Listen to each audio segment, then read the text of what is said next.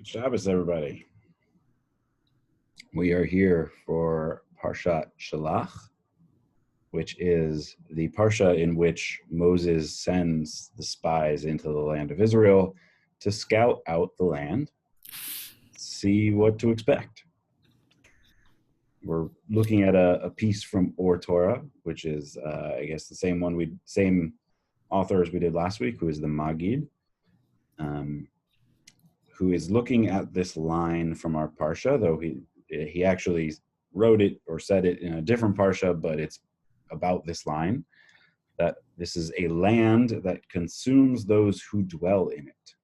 Mm-hmm. This is one of the things that the spies reported when they came back, and they said, essentially, we can't take this land because everybody's giants, and it is a land that consumes those that dwell on it. We are too afraid to go into the land. And that's the jumping off point here. So everything contains the 10 moral, human, and divine qualities. So for those who don't know, this is a basic Kabbalistic idea, is that God is divided up into 4 qualities, yet still only one. And that we, being in the image of God, also have these 10 qualities, these 10 traits that make up who we are. But where he has extended it here is he's actually said everything, right? Not just God, not just people, everything contains these same, which, I think raises an interesting question of, is it only humans that are in the image of God, or does that extend to everything else or anything else, which is a debate throughout Jewish thought. So that is what we mean when we say that the entire Torah is God's delight. Even its narratives speak of some quality like love or fear, 2 of those 10 qualities. The Blessed Holy One is cloaked in each of them.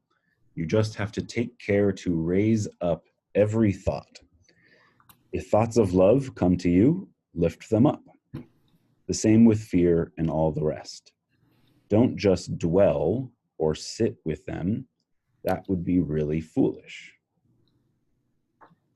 So the pun there at the end, the verb that means to dwell, is the same as the verb to sit. So so far, the connection, what we're seeing is that, this land, Eretz Yisrael, land of Israel, is a land that consumes those who dwell in it. So I think what he's trying to, the piece that he's trying to connect now is that it's specifically the dwelling that was going to lead to your consumption. So if feelings, thoughts come up for you, I'm interested now to think about when these come up. I guess always, at any point. I guess not just in Torah study or tefillah, prayer, or I don't know, or doing a mitzvah. I guess it seems like anytime you're doing something and there's some type of thought, don't dwell with them or sit with them, but raise them up. Yeah. Right. I mean, I think the translation doesn't totally work for us in our modern 2020 context. Like, we might say, like, oh, sit with the thought, marinate it, let it sit with you so that you can think about it. I don't think he means that. I think it's more like, I don't know, I'm trying to think of another word that would maybe feel to us like it had not a negative valence, but something that was, something that wasn't good. Right. I mean, I think we do use that phrase, dwell, as opposed to sit. Like sit with it and, be with it and experience it and get some positive out of it is one way that we say this. And the other way that we say it, which is more the negative, is no, don't dwell on that part. Right? Sure. Yeah. Right. We do use it in both ways. So you're upset. Don't dwell on it. Move on.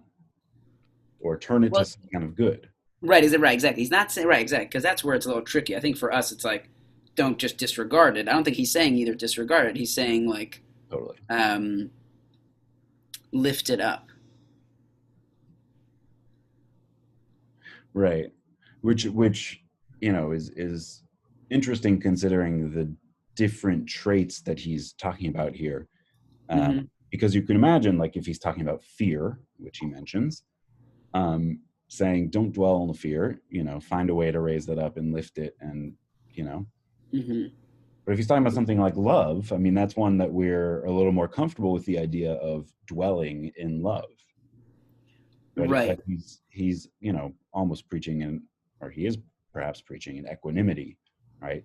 Whether it's a positive or a negative, either way, you're not supposed to dwell on it. You're supposed to lift it up. Right. Or I guess, or just another way to interpret it could be that when something comes along and you experience something, see the divine aspects of it. Right. Mm-hmm. If you're going to dwell in it and just be in it in the moment, you're missing that this is a part of kind of God's qualities that are here that you're encountering with. Yeah, which is a early Hasidic teaching we've seen in a number of different contexts.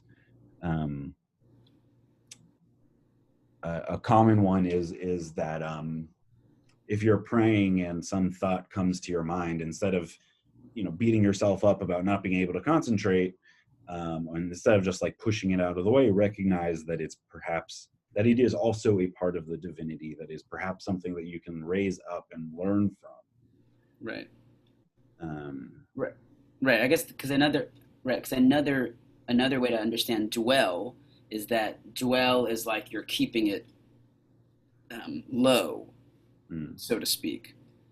Like you're dwelling on it, you're like settling, you're down on the ground. But you're actually what he's saying is you have to do the opposite. You have to raise it up. mm, And I think for him that might, I mean, I don't know if it's expanding it too much, but it's like find the godliness in it, or what are the different pieces of that feeling that why are they I think it's about exploring it. It's just exploring it with some type of mm. divine connection or inspiration to it. Yeah, that's good. To put it as you were talking earlier, to put it into like our current way of phrasing it, again, there's a difference between dwelling on something and sitting with something. The Okay. prepositions, I think, also make a big difference there. Dwelling on it, as you said, you're holding it down. Right. Sitting with it is more interactive, cooperative. Yeah, interesting. Okay. Um, Before we move on, also, it doesn't say the land of Israel or the land of Canaan is one that consumes. It just says a land. So since we know these Hasidic rabbis have no issue taking a line completely out of context, the fact that it doesn't mention the specific land makes it even easier for him to make this a general thing, right? So Eretz, land, that consumes those who dwell in it. Right. This like thingness.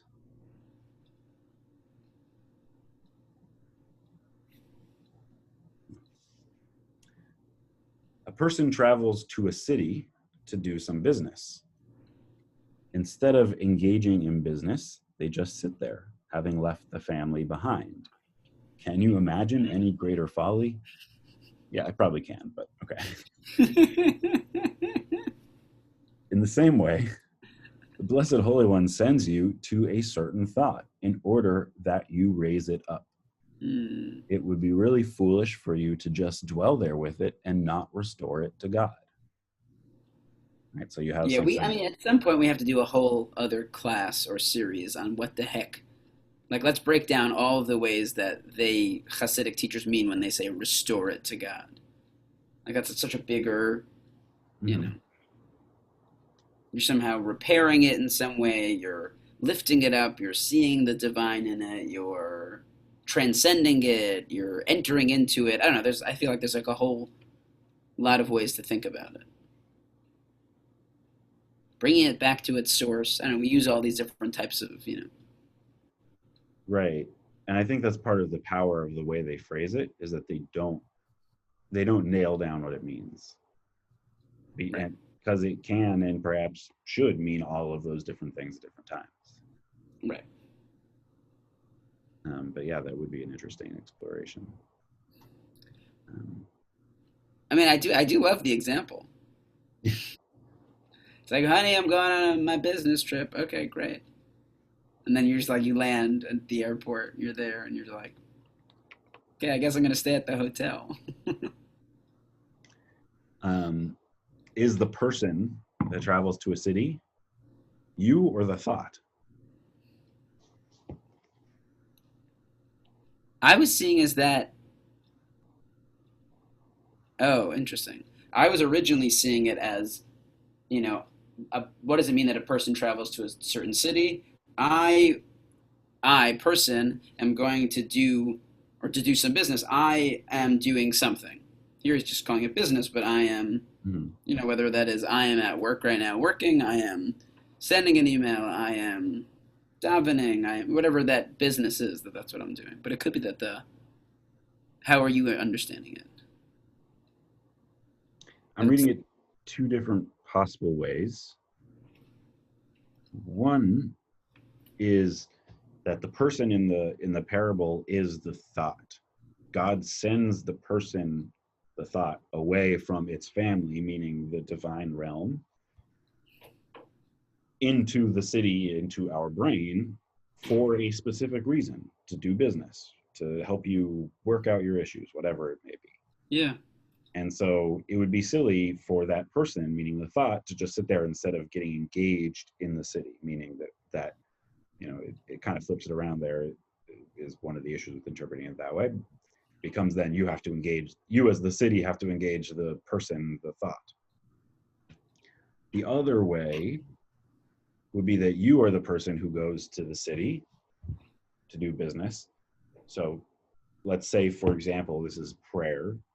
You go to, like, ideally you go to synagogue to do some praying, yeah, or you go to your Zoom channel to do some praying, whatever. yeah. Um, and You come to this link to study some Chassidut on Shabbos. amen. Yeah. And some other thought enters into your mind. God forbid you have God just forbid, utter concentration on what we're studying. right? Not you, one of your friends. That's what my teachers would always say.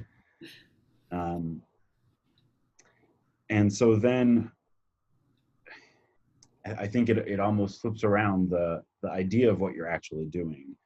You're not coming to pray. You're actually, like, the praying is that trip to the city for the purpose of engaging with these random thoughts that would come into your mind, which is like a really interesting flip on its head. The Yeah. point of praying is no longer the praying. It's like dealing with whatever comes up in your mind while you pray. That's where the real work is.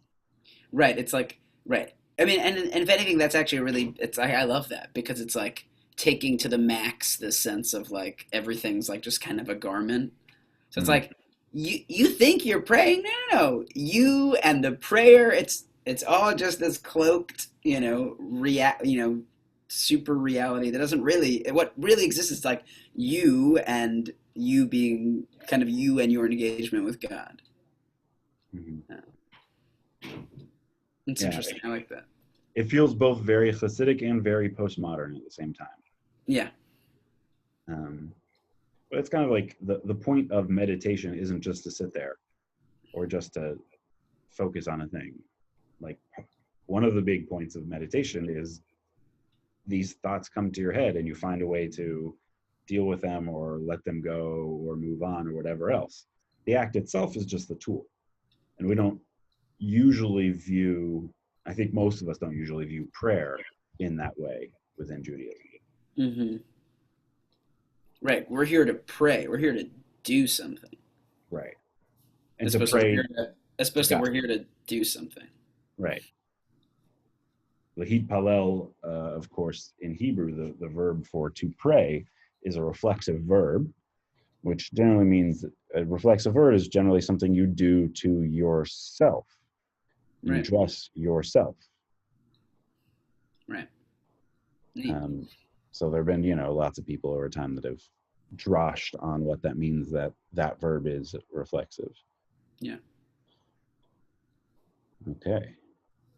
That is Eretz, the corporeal realm that consumes those who just dwell in it forever. Right. So yeah, right. If you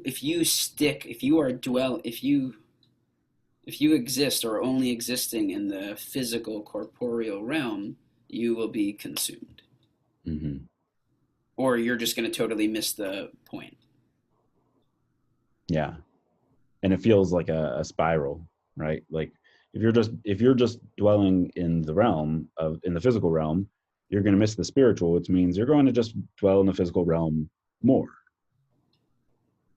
Right, and if that's actually then has a nice kind of teaching back to the Parsha, is that that was perhaps the mistake that these 10 other spies made, was Mm-hmm. that they just looked at the physical realm of the land of Israel and not perhaps its spiritual essence. Nice. Right, it's a land of giants, and oh my gosh, and but they're not, but they didn't raise that up, or they didn't kind of see the spiritual elements of it. Mm-hmm. Yeah. And just to extend the sentence, I mean, I think it's actually in there. I'm not extending it, but I'm just pulling it out of it. That means that anything that we're doing, physically speaking, which all moments in our life are physical, even if we're just sitting there thinking, it's still rooted in the physical. If that is the only part that we are concentrating on, then that's the dwelling in it that we're not supposed to do. That's the not lifting it up, right? So common example in Hasidic thought is the food. If you're just eating it for enjoyment, you're not doing the right thing. You should be concentrating on it as a holy experience, as an attempt to attach to God, which is a nice, like, small, easy example. But this is saying, no, literally anything, any single moment in your life, you're waiting at the DMV, there should be a way that you can raise that up somehow as a connection to the divine, Right. for example. For example. I think there might be another play that he's working with, is that the end of the verse that they don't include, um, they said all the people we saw in it are men of great size. And so the word for great size is that they're anshe, they're people of midot. So I think perhaps, I don't know what the Hebrew is. I don't know, maybe if it's svirot or midot in the Hebrew, that everything contains the 10 qualities. But usually we think of, Probably Midot. yeah, it's usually they do quality, right? And so it's like already there, they should have realized, they're looking at the people, and they are people that contain the 10 qualities, because everything contains the 10 qualities, but these spies totally missed the point. I like that. That's good. Which adds I mean, this is not necessarily the point here, but I mean, it works. Um, when you see another person, like, you should be able to recognize those divine qualities in them. Like, the interaction I'm having with you, I can just interact with you as just like a physical person, whatever. Right. But if I stop to notice that you have these qualities in you, that you are in the image of the divine as well, then I can raise you up and you can raise me up, and we can raise our interaction up. Right, that's great. Right, because this teaching doesn't have anything about other people in it. But we can easily extend it to others. And the Hebrew is midot. It is that word. Right, nice. Well done.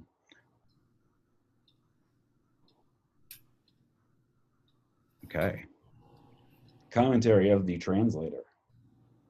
Like Moses' spies, we too are sent into the land, the world of our physical selves and worldly thoughts, in order to do the business of uplifting and transformation.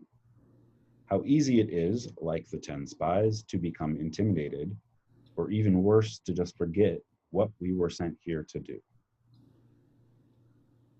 Nice. Packs Cool. a good punch, even though it was short. It was nice. Yeah, Yeah. really good. Cool. Yasher koach. Shkach to you. Shkach to everyone else. Thank you for tuning in. Have a good Shabbos.